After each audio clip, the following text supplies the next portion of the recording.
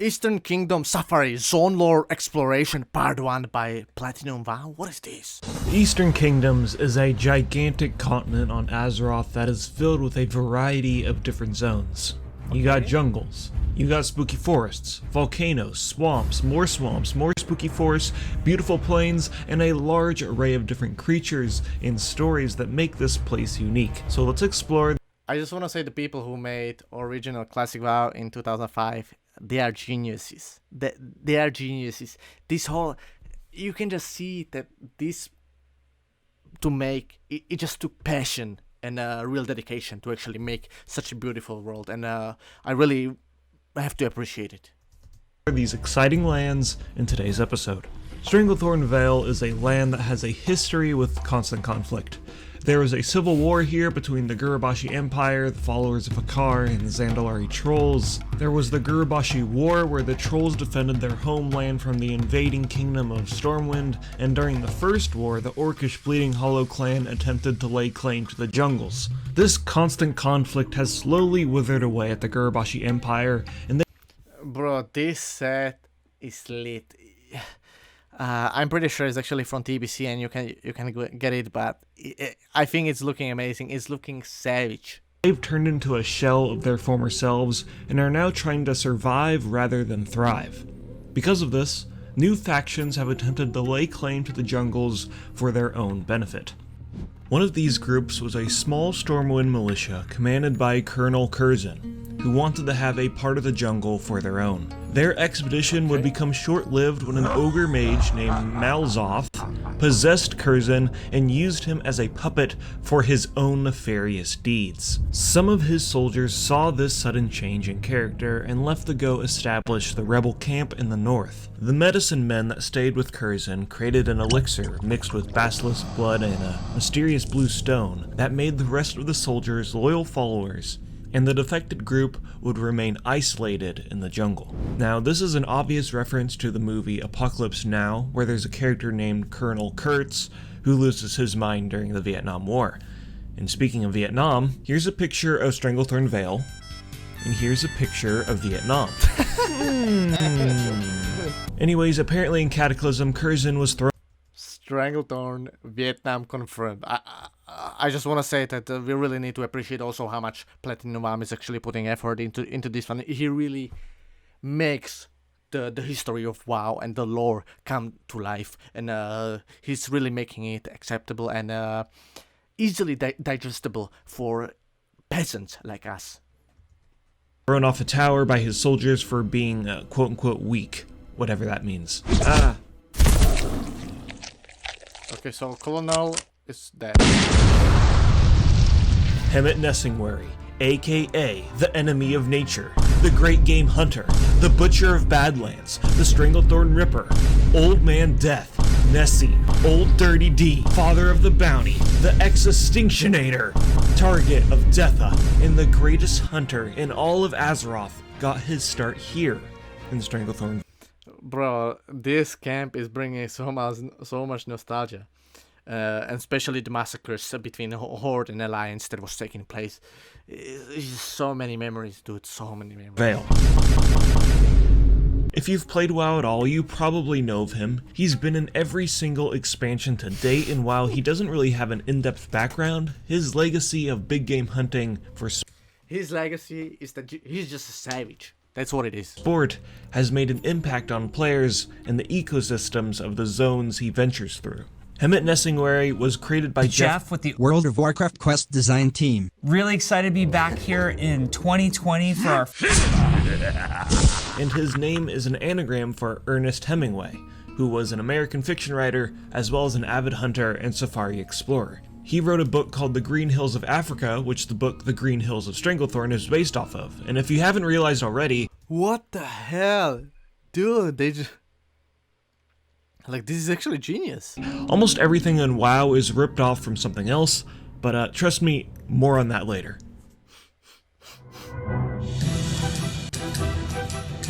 Booty Bay. Booty Bay was originally named Blackwater Cove, named by its founders, the Blackwater Raiders. But sometime after, the jungle trolls kicked them out, and then, sometime after that, the Blackwater allied themselves with the Steamweedle cartel and claimed the town once again, and renamed it to Booty Bay. Probably because goblins have an absolute dump truck of an ass. The giant statue in front of the cove is presumably Baron Revelgaz, the leader of the Blackwater Raiders, and all of Booty Bay. Adventurers now use the cove as a place of solace from the rival Bloodsail Buccaneers and other dangers within the jungle. Even to this day, the town remains as a neutral paradise filled with shops and unique and interesting characters. Greetings, I am Oglethorpe Obnauticus, and welcome to— Yeah, I'm pretty sure actually if you want to learn gnomish engineering, you need to be going do that freaking Booty Bay. my Combat model, optimal self-sufficiency. My superpower is being honest. That's why I want the globalists to know. I will eat your ass first. I will eat your ass! Bro, Alex Jones as a chicken is freaking scary. Up north, we can find the lands of Duskwood, which is much more different in scenery, but just as dangerous. Funnily enough, this place used to be called Brightwood, but when the powerful guardian Medivh died, there was a large release of fell energy that cursed the lands of Deadwind Pass and what we now call Duskwood, an eternal night. This curse has affected the wildlife as well. Spiders around the doomed land have began to mutate and swell into monstrous sizes and lurk within the haunted woods, searching for lost adventurers. I think the switch between the Barrens and Duskwood, and then you're going to Strengthenver, I think it's a perfect balance. So you got Barrens, that is basically just a, what is it called, the desert, not a desert, but a tundra. Then you are having Duskwood, that is kind of like a dark forest, and then you have Strengthenver Vale, that is just basically like a jungle. So I think it's perfect. The ill-fated lands also attract unsavory characters like Morbent Fell, a necromancer who rules over all of the undead in the Ravenhill Cemetery. Here's a fun fact: in Warcraft 3, if you summon a Lich hero, they have a chance to be called Morbent Fell. Oh, the ladies dig rigor mortis. One of the defining characteristics of Duskwood is the infestation of Worgen. The origin of these beasts is from an ancient artifact called the Scythe of Elune. The powerful weapon was crafted from the tooth of Goldrin, a powerful demigod, and its purpose was to quell the uncontrollable rage that the members of the Druid of the Pack had. Although, the scythe had adverse effects and transformed the druids into Worgen that were completely consumed by their primal instincts. I could make a whole video about the origins of the Worgen, but I want to keep this video talking about Duskwood, so we'll skip over that lore for now.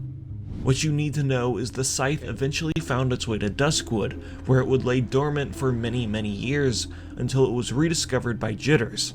Yes, that random quest giver in Duskwood. The reawakening of the scythe summoned the Worgen into Duskwood, and they quickly infested the lands and made the whole forest even more dangerous. Oh, but it gets worse. The reawakening of the weapon also alerted a mysterious council called the Dark Riders, a group of cursed relic hunters created by Medivh, tasked with hunting powerful items all around Azeroth, and...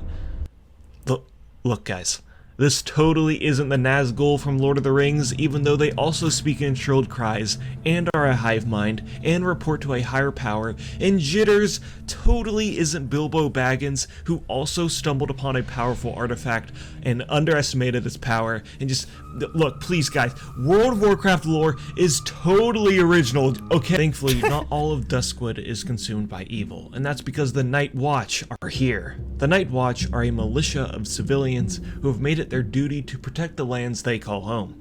Even to this day, the Night Watch don't have any support from Stormwind, because they apparently have more important duties to take care of, even though Stormwind, come on, like, really, Duskwood, when the level 25 Alliance players are getting ganked by Horde players and you are not supporting with them with better soldiers, really? Duskwood is really not a safe place. It's literally a dark place, and first of all, the mobs, the Worgens are gonna kill you, the spiders are gonna kill you, and then undead rogues, the worst one, are gonna kill you as well. So it's a tough place to be around, you know? I think having a spooky haunted forest filled with zombies and furries is pretty important. And, what? the Night Watch is literally just the Night's Watch from Game of Thrones, who are also fighting an undead threat and have been ignored by their kingdom? Okay. Okay, great. So basically, what we admire as a game, World of Warcraft, is just a ripoff. But it's a good one. Red Ridge is probably the most peaceful zone we'll be talking about today. Beautiful red hills scatter the zone, a peaceful lake is in the middle, and there's the quaint little town of Lakeshire. Lakeshire is a nice looking town, but I don't know, there's something about Red Ridge that I just don't like.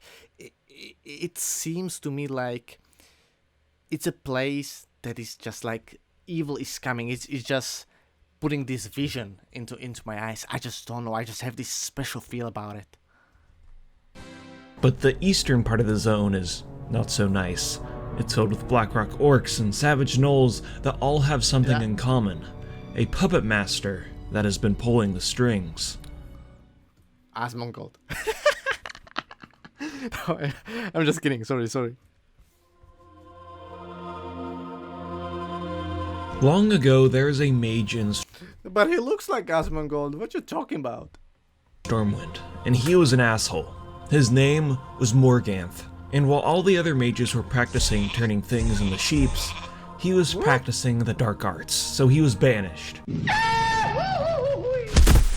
But before he left, he stole a book about shadow magic, but it was locked behind a powerful magical seal. Morganth then traveled to Red Ridge and allied himself with the Blackrock orcs and pumped them full of dark magic so they could be powerful enough to take over the Stonewatch Keep. After the keep was captured, he betrayed them and left, and he built the Tower of Ilgalar and crafted magical pennants to take over the Shadowhide Gnolls and amass an army of his own. I understand that he was using the Blackrock orcs as like a meat shield from the local town of Lakeshire, but I don't understand why he has to be enemies with them. Why can't he just stay friendly with them and... But who cares? All we know is he has this dark magic book that is filled with evil incantations, and if he manages to open it, we're kind of screwed. With the help of a local mage in Elwyn Forest, we can learn the evil warlock's weak points and put a stop to him once and for all, but that quest is really hard, and you need a party to do it, so maybe I'll just go get boosted in dungeons instead. Yeah. The real classic experience. Basically farming dungeons since you are level 15, you know. Stockades, Ragefire Chasm, all this other bullshit, you know what I'm talking about. And yeah, the real classic experience. I think that the best experience if you want to experience the game is, because quite to be honest, leveling is the game.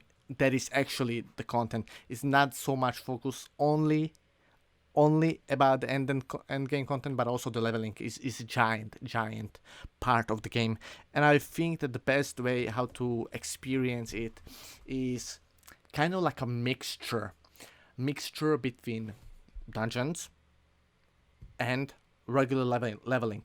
But the problem is nowadays that with this like mid-maxing culture, everybody wants to be just doing what is the most efficient, and that's why they're gonna be doing mostly the dungeons. Unfortunately, it is what it is, but yeah, they are missing so much content, you know. Everybody was just basically spamming dungeons because you just want to get to level 60 as fast as possible. Yeah, that seems like a good idea. Okay, bye. God damn, this was actually a really good video. I'm leaving a like. Please find this video in the description below and support Platinum Bao with a like and a subscription. A very, very good YouTuber. Really good video. Thank you for this one. I appreciate the content. Plus, if you enjoyed this video, please leave a like, leave a comment, subscribe to my channel right now, and write me in the comments below what video am I supposed to check in the next one. Just write me in the comments what video I should check out right now, and I'm gonna check it out and I'm gonna put you in the video, because if you give me a suggestion, a good one, and I will acknowledge that and I will react to the thing that you actually said, because it was a good one, I will put you in a video because you deserve it and I appreciate you. Fellas, thank you for watching. See you in the next one. Bye.